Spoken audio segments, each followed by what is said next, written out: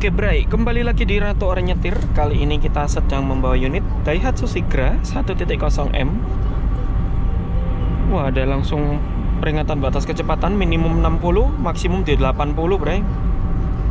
Saya tak pindah kanan dulu untuk menghindari truk yang di depan sana.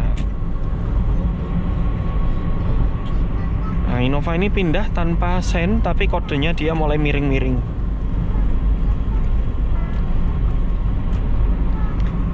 Jadi maksimum di 80 ya Bray. Coba kita pertahankan di 80. Saya tak pindah kiri dulu. Nah, karena sudah 80 dan saya tidak ingin mendahului, maka saya pertahankan di sini Bray. Loh, depan ada truk kuning, saya sen kanan. Oh sebentar, ada Alphard, sen kanan. Sudah mulai tebal Alphardnya, kita mulai jalan. Kita pindah kiri lagi. Nah ini ya, usaha agar tidak mengantuk di jalan tol adalah pindah-pindah lajur. Pindah lajur karena sebab. Tapi kalau gung liwang-liwong, kosong ngoplong-ngoplong ya, kita mungkin boring, lama-lama microslip. Nah ini ya, masih di 80. Kenapa kok maksimalnya di 80? Mungkin karena faktor angin sama kondisi jalannya ini beton cor ya, bukan aspal. Seperti itu Bray. Nah ini ya, loh, kalau lari 80 nggak nyampe-nyampe dong. Ya mau gimana? Kalau sampean tergesa ya berangkatnya dipagiin. Jangan beralasan harus nyampe sana jam sekian terus ngebut luar biasa, mengorbanin banyak orang. Naik helikopter aja Bray, bisa kenceng. Nah ini, jadi naik mobil itu Bray bukan untuk kebut-kebutan, tapi untuk membawa penumpang lebih banyak bersama-sama, tanpa kehujanan, tanpa kepanasan. Suasana kebersamaan gitu loh Bray. Nah kalau kenceng-kencengan ya di sirkuit Bray, nggak cocok bawa Fortuner ya, cocoknya bawa Ferrari, Lambo gitu loh Bray.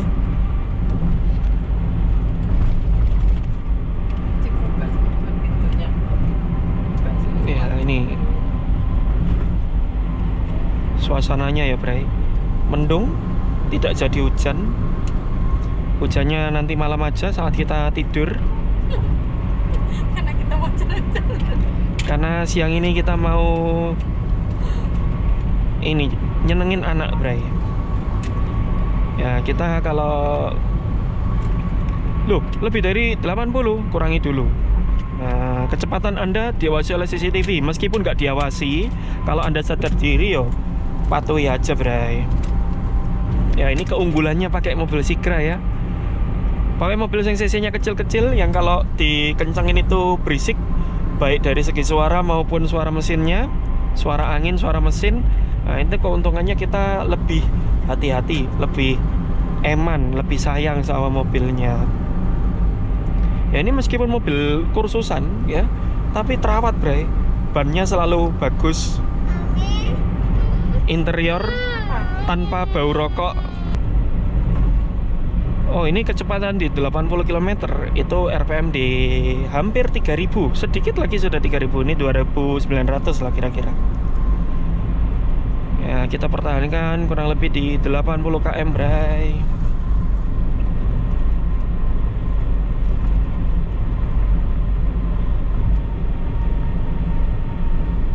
Jadi kalau Anda mau perjalanan jauh, harus persiapan yang matang. Kalau ada batas kecepatan, menjaga kehati-hatian, itu pikirkan. Berarti Anda harus berangkat lebih awal, supaya di jalan tidak tergesa-gesa. Nah ini ya, ada yang mau mendahului. Wush, mungkin ya 90-100. Kalau di belakang itu Livina. Nah itu ada ya di cermin. Oh ya, cermin kiri banyak yang nanya, spion kiri dong dan lain-lain. Ya pakai ini aja, ini sudah mewakili kiri dan kanan kita. Ini kanannya pakai ini kirinya. Ya, dia mulai ingin mendahului. Ngertinya gimana? Mulai geser kanan dan makin cepat mendekat, berarti dia mendahului, Bray. Gitu loh, Bray. Nah, ini kalau mau tertib di tol ya. Ya memang lama tapi selamat di jalan.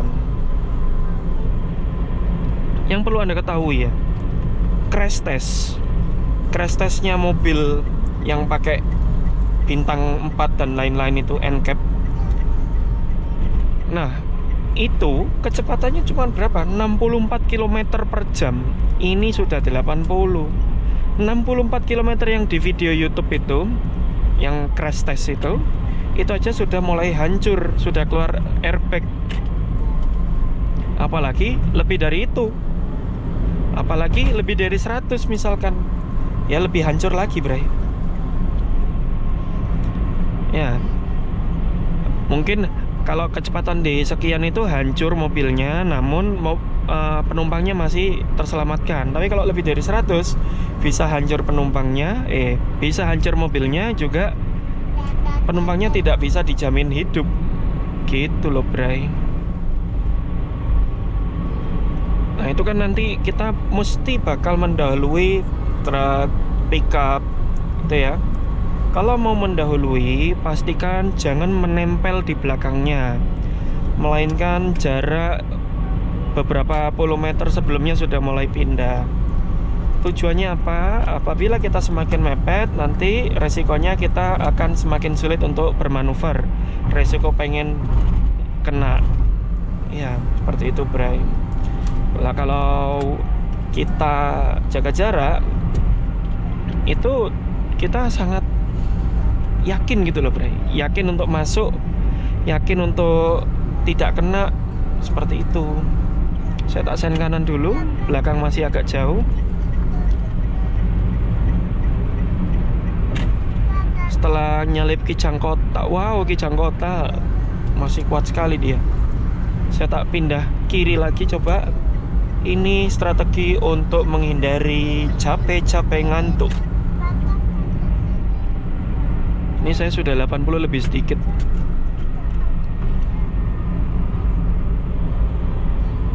Wah, Innova itu keluar langsung tancap gas. Bisa, enteng. Kalau saya pakai ini ya nggak bisa ngejar itu, Bray. Dan tidak perlu kejar-kejaran juga. Ingat aturan di tol, Bray.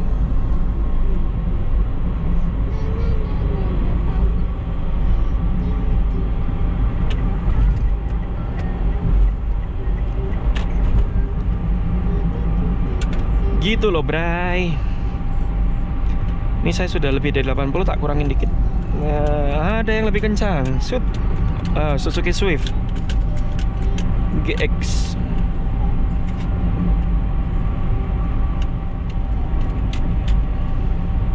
Ada New Pajero Sport. Nyalipnya masih sopan ini, tidak langsung wush gitu, Bray. Nah, masih sopan, Bray. Lebih galakan orang-orang yang di Trans Jawa ya. Seliwar-seliwar kenceng banget. Ini, Bray, tak dahului, Bray. Tak lebihin 80 dulu untuk mendahului. Kemudian saya tak pindah kiri. Nah, ini banyak ini yang tertib ya, tertib di kiri. Kecepatannya di 80. Tadi ada Avanza plat H. Bukan nggak bisa lari. Bukan nggak bisa lari, tapi takut kalau terjadi apa-apa. Karena nasib nggak ada yang tahu. Kita hanya berusaha saja, Bray.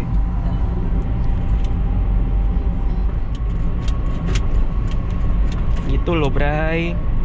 Nah, ini ya barisan yang mau kenceng itu Avanza. Paling kecepatannya kayak saya tadi 90 sampai 100 untuk mendahului. Jadi nyalipnya tuh nggak nyampe-nyampe gitu loh, serut pelan. Nah, Innova ini sudah pengen ngebut. Ini tancap aja udah pasti lari dia.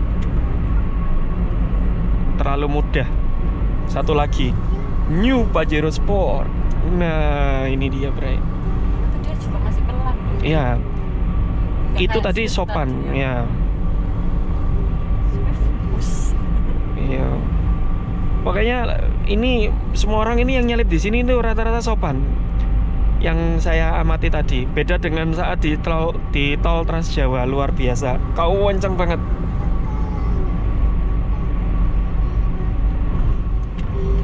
Ada dua faktor sih, Bray.